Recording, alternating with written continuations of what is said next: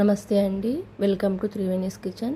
ఈరోజు మన రెసిపీ వచ్చేసి పెరుగుతో కమ్మనైన సలాడ్ అండి. కావాల్సిన పదార్థాలు: పెరుగు, క్యారెట్ ముక్కలు, మిరియాలు, ఉల్లిపాయ ముక్కలు, కీరా ముక్కలు, కొత్తిమీర. ముందుగా పెరుగులో మిరియాల పొడిని వేసుకొని క్యారెట్ ముక్కలు, ఉల్లిపాయ ముక్కలు, కీరా ముక్కలు వేసుకొని కలుపుకోవాలి. కొత్తిమీర, కావలసినంత ఉప్పును వేసుకొని కలుపుకోవాలి. ఇప్పుడు బూందీని కూడా వేసుకొని కలుపుకోవాలి. వీడియోని స్కిప్ చేయకుండా చూడండి. ఇప్పుడు సర్వింగ్ చేసుకోవాలండి.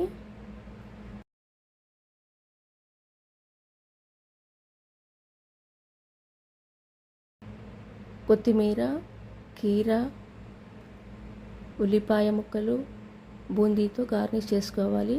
పెరుగుతో సలాడ్ రెడీ.